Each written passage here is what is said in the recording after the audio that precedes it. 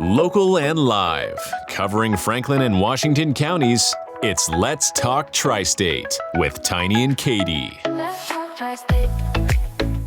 It's Let's Talk Tri-State on 92.1 The GOAT with Tiny and Katie. And this morning we have two guests today. We have Dawn Brown, who is the president of Rescue Me WV, and we have one of your rescues. Will you introduce us to him? Yes, this is Jensen. He was found running as a stray on the streets in Martinsburg as probably a couple-month-old puppy. He's a little over a year now. He's a dachshund, which happens to be my favorite breed. So he got to stay with me. I didn't adopt him out. He got to stay with me. How many foster fails do you have now, Dawn?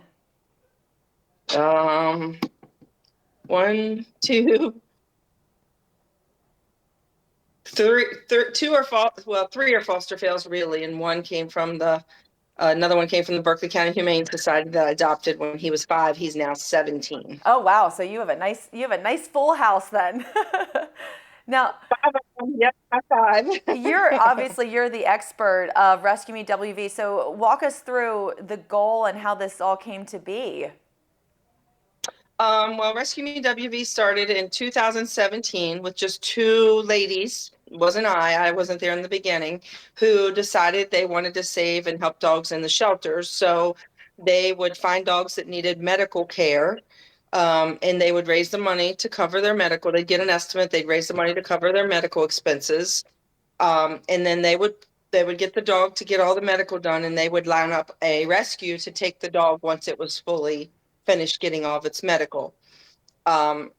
Since then, we've come a long, long way. In 2018, they became a 501c3, and then that's when I got involved. Late 2018, I got involved with the stocking project that they do, and that wasn't enough for me. I wanted more, so I started getting more and more involved, and then we decided we wanted to have our own location, and we wanted to become a foster to adopt program ourselves that we could place the dogs.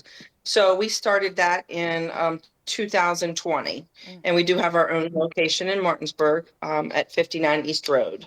And so how do you differ from a shelter? Well, we take in dogs that we know. We post the dogs first on our page. We're looking for a foster. We have an application process. It goes through a pretty extensive things and a home check. And then once we know we have a pretty legit foster, then if they have other dogs, we'll set up a meet and greet. And then after that point, if it works out, they go to the vet immediately, get all their vetting done, spayed and neutered. And then they go into the foster home is mostly how it usually works. Okay. And then the foster has the first right to adopt. And you advocate for shelters in the surrounding areas of West Virginia, or are you in other states as well? Mostly Berkeley County, Morgan County, and Jefferson County are the shelters and the humane societies that we work with. We do work with Washington County Humane Society a little bit here and there. I feel like most of our people are, our supporters are in this local area. So I always take care of our local area first. And then if they don't need help, then I can go outside the area to, help somebody, a little bit further out. Like we try to help Washington County. We've pulled a couple of dogs from them if they need us. So it's just, like I said, my area comes first. And then if I have extra, then we can go outside a little bit, but we don't go far. I mean, just the Eastern Panhandle mostly. How many dogs do you have currently that are looking for fosters? Well, all the dogs that we have currently are in foster homes. Oh, okay. But we don't take them until we have a foster form. Sometimes it doesn't work. I might have to bring an extra home with me, or one of our volunteers may, but we usually try to have the foster lined up first. So you're kind of like the liaison between the shelters and the foster homes, right? Would that be an accurate description? Yeah, I mean, the shelters let me know when they need help, and then from there, I start working on the vaccines, and our processors process all the applications. They do a great job. So, yeah, we start working. As soon as they tell us they need help, we start working, and we'll try to find something pretty quickly. Like Morgan County had an emergency case A little dog was found, and she has a bladder stone the size of a softball, Oh my and goodness. huge. And she's only 15 pounds. I mean, you can literally feel it in her bladder. You can feel it on her stomach. And um, we worked with our vet yesterday, and they were like, "Well, she has to have surgery within 24 to 48 hours, or she won't make it." So you So she's at the vet today. so you guys really rely then on the community and donations to help with some of these procedures and the vet bills, I'm sure. Oh my gosh, yes. It's all community. I mean, we do fundraising, of course, and we could talk about that too, but so we raise all that we can. So we don't always have to be begging the community for money, but the community is our backbone. I mean, if it wouldn't be for them, we wouldn't be able to do what we do. They support us 100%. Um, many people. We have over 25,000 followers on our Facebook page, and we want to grow that. Our goal is to grow that to about 30 next year. We're hoping. And so, yes, the community is our backbone. Without them, we call it our village. Our village is what makes us survive. Absolutely. And now let's talk a little bit about some of the fundraisers that you have coming up, because you have a stuff a stocking campaign that is currently running or getting ready to launch. We're collecting donations now. It's called Stuff a Stocking for a Shelter Dog. We stuff stockings for all the dogs in Berkeley, Morgan, and Jefferson County shelters. So that's 6 shelters that every dog in those shelters gets stocking for Christmas, and the cats get. We do cat bags that has a bunch of cat toys and sometimes cat trees, scratching posts, anything. We do a wish list it's on our Facebook and our webpage, and people can buy things from that wish list, and then we stuff the stockings with that. And then there's a local church that's um, a lady at a church that helps us. She's gotten a couple other churches involved, and they're collecting donations as well. So the stuff a stocking is all donations from the community. Primarily, yes. If we don't have enough, we will have to go out and buy them, because we make sure that they all have, a full stocking of everything from pig's ears to toys to treats, balls. Everybody gets tennis balls. We try to, everything is pretty much the same thing with a variety. But we make sure, actually, the stockings have outgrown themselves. This year, we're going with the little, the little 99-cent little bags, because the stockings just don't hold it. And we also, every dog gets a little blanket. So What a lovely way to just spread a little bit of joy with these animals. That animals just have such, they warm my heart so much. All they want is just love, and all they want to do is love. And that's such a nice, cute little way to give back to these wonderful animals that they just, all they want is to love you. Right. Well, their love is unconditional. You're right. I mean, no matter what, they love you unconditionally through everything, through anything. And they're just always there when you walk in the door. They're wagging their tail, so happy to see you. And those dogs in the shelters, it's sad. And I hate that they're in there for Christmas. So we try to give them a little bit of joy. And then when they get adopted, of course, they take the stockings home with them. So it gives people a little incentive, a little start to, they have toys and all that stuff, things that they don't have to go out and buy right away. That kind of thing. My wish would be every dog finds a home for Christmas, but fortunately, that's not reality anymore. And do you find that, are you guys in need of foster homes, or do you have a pretty good lineup of foster homes already?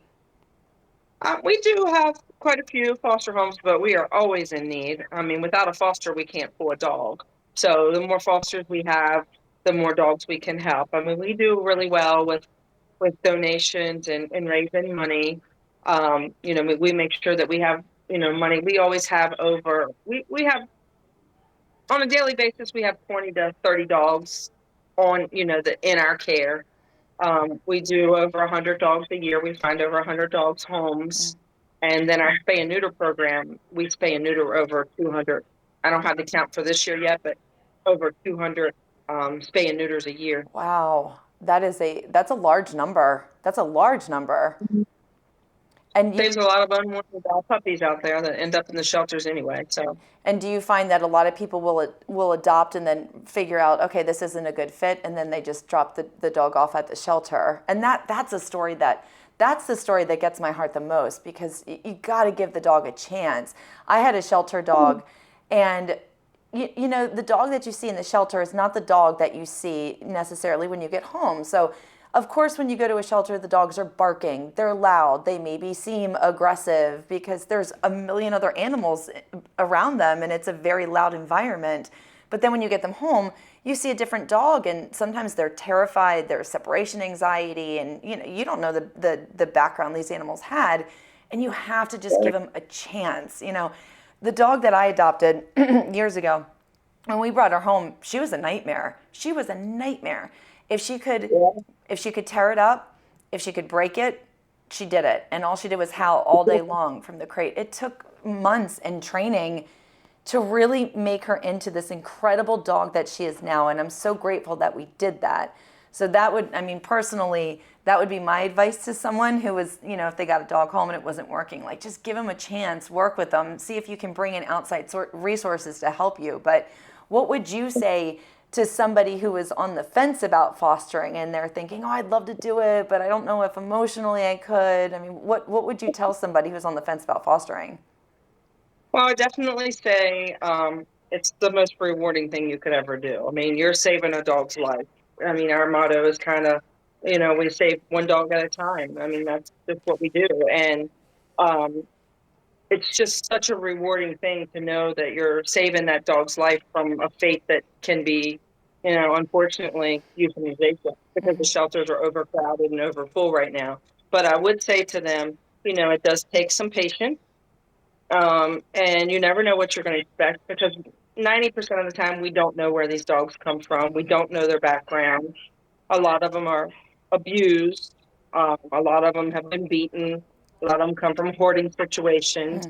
So we never know, you know, what they come from. So a lot of patience for sure. We do stress, you know, a lot of things with shelter dogs. There's a 3-3 method that is very important. That's 3 days, 3 weeks, and 3 months. That's to get a dog totally acclimated to be comfortable and to be in their, you know, their safe zone and feel like they're not going to be hurt anymore. And that truly, no one believes me till they foster, that I say that almost holds out to the day.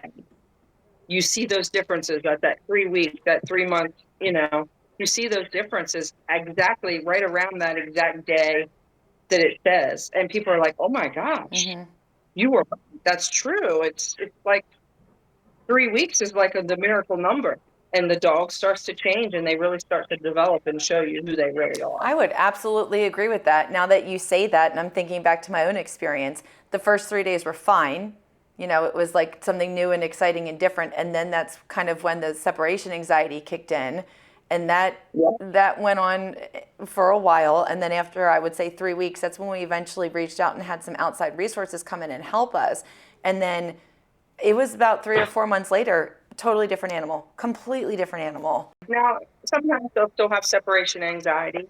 Sometimes that separation anxiety can last forever, but usually it can resolve itself once they start to feel comfortable. And let's be honest, us as people, we have that. You know, we have separation anxiety or different kind of anxieties that never go away, no matter how much, you know, how much time goes by. There's meds for that. They can take meds just like we can. So, you know, there's meds to help with that and to, you know, get them to feel comfortable, because, you know, it's some of them just comes from horrible situations that it's not their fault. And it's really not their fault. They're so innocent. And, you know, dogs can be so resilient too. And I know we talked a little bit about the stuff of stalking, but you have another event coming up next Saturday, the Photos with Santa. Yes, that's a yearly event. This is probably year 4 or 5 that we've done that. Erica Donnell Photography comes out and shoots the photos. We do them at our building. You can bring 1 pet or 10 pets or how many ever you have. It's a donation of $15 to get your photo taken. And Erica usually has the photos to the people within about a week. So they have their photos, comes right to their email. and they can make up their Christmas cards or whatever. But it's a fun event because we get to see so many dogs that day. Can you bring, I don't have a dog, I have a cat. Can you bring cats to that event, or is that solely for dogs? Oh, we've had pigs, we've had ducks, we've had ferrets. It's anything. It's not Okay. just dogs. It can Okay. be. We've had plenty of cats. So yes, it can be whatever you want to bring is certainly welcome. And an easy donation of $15. You get a nice professional photo. And tell me about where do we find your facility? We are at 59 East Road in Martinsburg. We are located right behind the dollar store and right by Big Lots. Very Okay. easy to find. Okay. Right off exit 16 if they're coming from out of town. And then the next day you have a quarter auction. Could you walk us through that a little bit? Yeah, we have the Sunday, doors open at 11. Event starts at 1 at the Martinsburg Moose. It's a quarter auction, and if people don't understand a quarter auction, we have an explanation on our page and on the event of how it works. So basically, we have two ladies who have been working on donations for that event, Larissa and Missy, and they have done the most phenomenal job ever. I used to do the donation collecting 90% of it, and it was such a relief to find some people that did it this year, and I didn't have to worry about anything. They have the most amazing prizes. I mean, beautiful baskets from everywhere, from the liquor stores to the pet stores. The Washington Nationals gave us tickets. Wow. We have tickets to, snow tubing. I mean, some of the prizes, which they can see on the event on our pages, are just amazing. And you can, once they understand a quarter auction, you can win a basket for a quarter, or you can win a basket for 4 quarters. Different baskets are a different amount of quarters. Usually, I don't think any basket's more than 4 quarters. So Wow. some baskets you can win for a quarter, some you could win for about 4 quarters. And then it involves a paddle with a number. And, if your number's drawn, you're the winner. And it's just, and we'll have raffles too. We have some very, very nice raffles. And your website Yeah, is rescuemewv.org. Do you need to purchase a ticket prior to the auction, or can you just show up and participate? We'll have tickets at the door, and food will be available to buy there at the Moose. But yes, we sell tickets on the event. We also have tickets at the building, and we have tickets at the Martinsburg Moose that they can purchase. But they'll be able to purchase. I mean, the room holds 400 people. We're hoping for at least 200. I know people are busy. It was just kind of a last minute thought, and we've thrown it together like it's going to be an amazing event. I mean, if you can win prizes that you can give for gifts for Christmas that are going to be amazing. And it's on a Sunday. That is what gets me about it, is that so many of these wonderful events, they're great in December, but they're all on Saturday. I love that this is on a Sunday. And I've never heard of a quarter. I've never heard of this before. But I love the prizes that you mentioned. It sounds like it's a lot of fun. And, anytime there's food, and I'm assuming there's drink available, and it just seems like a really fun day to support a great cause. And also, like you said, possibly get some Christmas presents for someone or yourself that day. Yep. And like I said, they can go to our page and see the baskets. They are amazing. And, I mean, it's not all baskets. There's other things too, but, they can win. I mean, you name it, it's in the auction. It's some really, from Grinch stuff to one of the big dogs that lights up for outside your porch or your yard for Christmas. I mean, it's just, I've been amazed at what they've collected, and they have just went above and beyond. That's The great. things that they did. That's amazing. Now, with the last few minutes that we have here, Dawn, are there any dogs that you currently want to spotlight or talk about that are looking for their forever home? There's a few dogs that we've had for a while that are probably two of the most important that we're looking for would be a dog named Wishbone that we have. Wishbone is a senior Chihuahua. Wishbone needs to be an only dog. He likes to be the big guy in the house. He thinks he's bigger than German Shepherd. That's a common. Isn't that common for Chihuahuas? Yeah. They think they're the boss, no matter if they're pounds or 10 pounds. They think they're 100. And then the other one is a min pin named Prince. He's an older dog as well, but we're just shocked that we have not gotten one application on him. It's just sometimes you just never know. I mean, it is hard to find dogs homes right now. All the shelters are overfull, and they're just people are surrendering their dogs like water. Vet bills are high. People can't afford them. I mean, there is good reasons to surrender a dog if you can't pay for it. You don't have much of a choice. But so those are our two dogs that we are most looking for homes Okay. for. We have another dog that recently just came in. His name is Rip, and I know everybody's a little controversial of that name. They don't like it, but they don't watch Yellowstone, I guess, because Yeah, I named him. I've never even seen Yellowstone, and that's exactly what I thought of. What he's named after, and he's a great dog as well.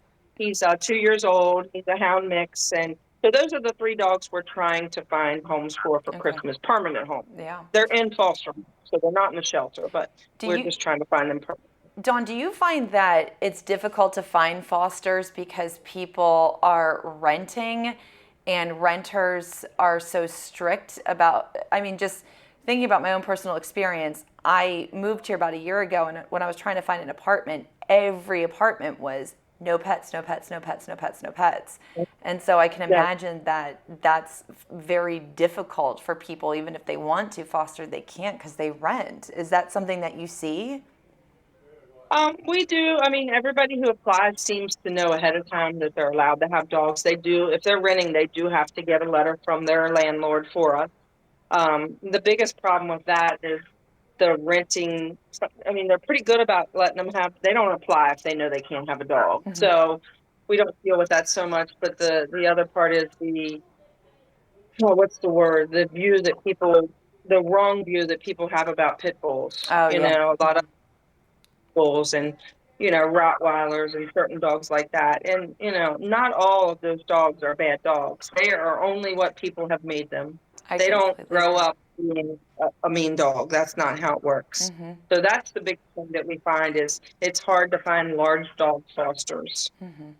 I can imagine. So The dog need more fosters. The dog that I adopted was like 75% pit bull, and she is the sweetest thing. I mean, there's not a mean bone in that dog's body. And I've seen that with a lot of pit bulls. They're great, great dogs. It's the environment in which they grow up. I've seen Chihuahuas that are meaner than a pit bull is, or a Rottweiler. Well, I've been bit by a few dogs in the rescue business, and none has ever been a pit bull. Yeah. There's been a few different ones that I've escaped bites from, but I've never been afraid of a pit bull. Mm-hmm. That's not a dog that I'm afraid of at Yeah. all. A Chihuahua, I'm more afraid of a Chihuahua than a pit bull. Same. And a Jack Russell, they scare me too sometimes. But they can be so mouthy.